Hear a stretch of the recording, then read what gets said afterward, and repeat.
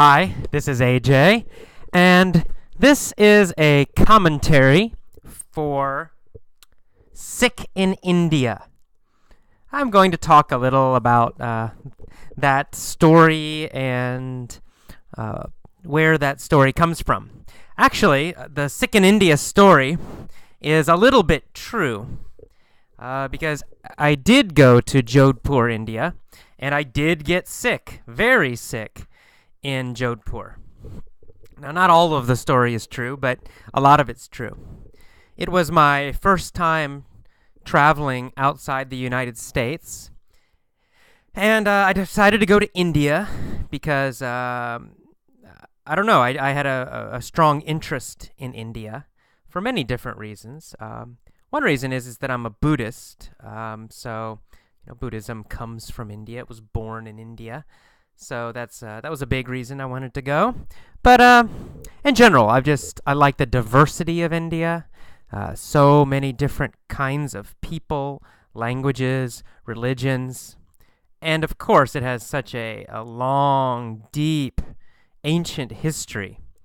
So for all of these reasons, I wanted to visit India. But unfortunately, on my first trip to India, I became very, very sick. And in Jodhpur, India, in fact, which is in the desert, it's in the western part of India, called Rajasthan. The state is called Rajasthan, and the town is called Jodhpur. So I was in Jodhpur, and I was getting more and more sick. And just like in the story, I had diarrhea, I had nausea, I was vomiting, I was very weak, I was pale. All these things were happening to me. So I got to Jodhpur feeling terrible, and I got a cheap little guest house. Actually, I shared a guest house place with a British tourist. So I actually met her on the train going to Jodhpur, and we shared a place to save money, as I was broke. I had no money. And she was also broke. She didn't have much money either.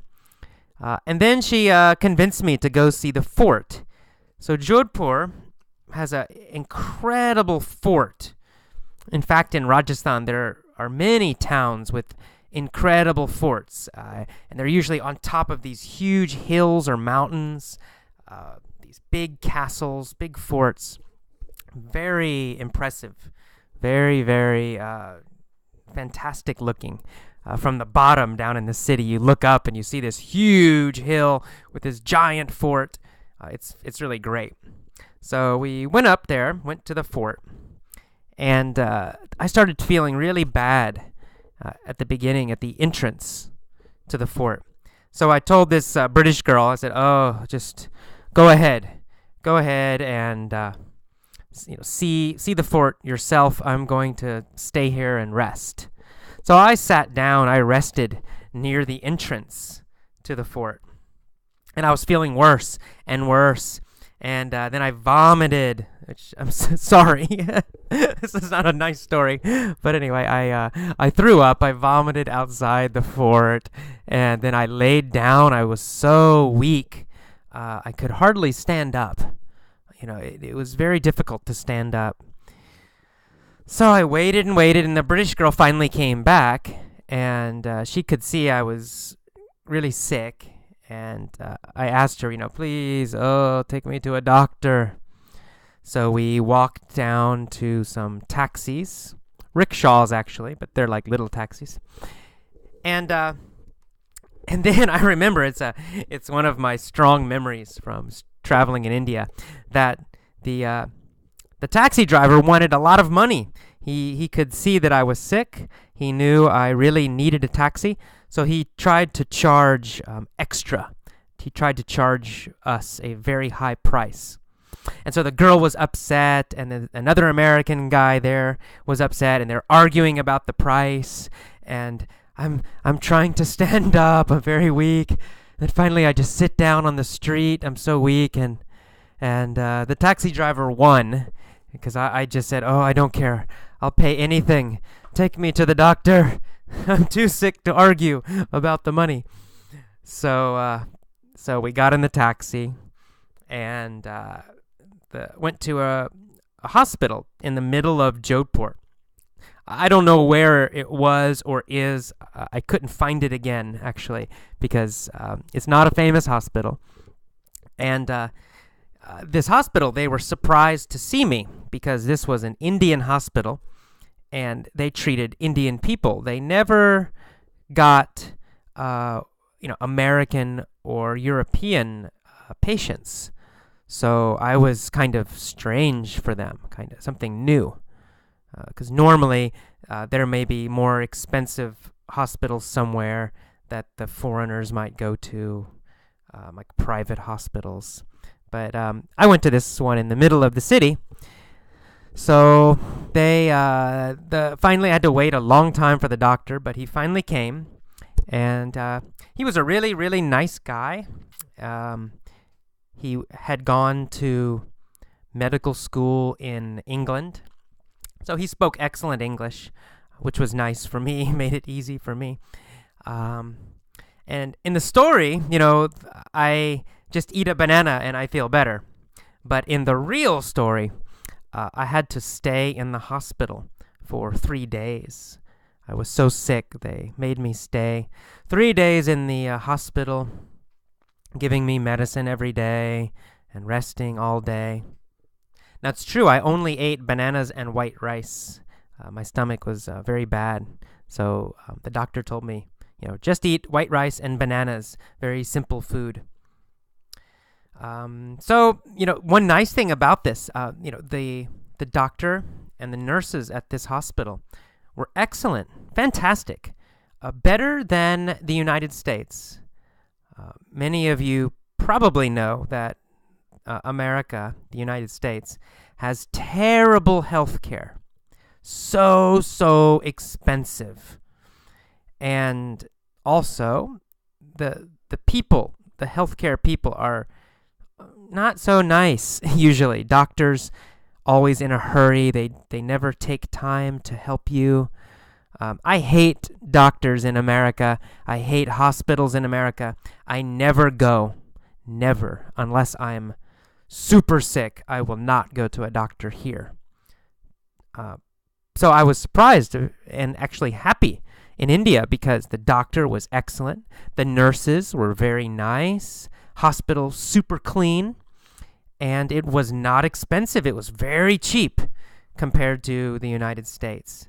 So I got all this great care, lots of medicine, and I was feeling fantastic after 3 days. And the bill was so small. I can't remember, maybe like $100 or something.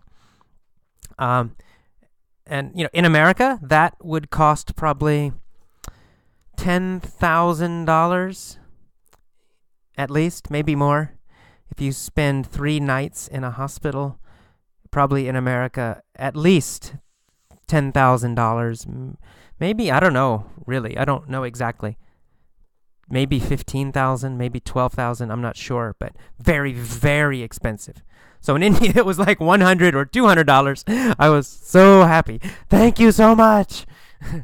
So after that, I felt much better, and I enjoyed the rest of my trip then.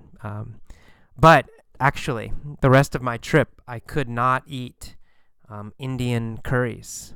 So that's also true from the story. The doctor told me, to eat simple food only. So it was terrible because I love Indian food. So in San Francisco, I go to Indian restaurants all the time.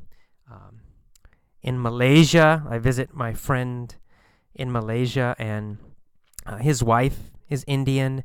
So we also go to many Indian restaurants. We eat a lot of Indian food. And Indian food is fantastic. I love it. So I was in India, but I couldn't eat anything. Only bananas and rice and plain bread, just brown bread, chapati they call it. So it was a little bit difficult for me in India. But it was a great trip, really fantastic. And I've actually been to India 3 times total. So that was my first trip. I got very sick.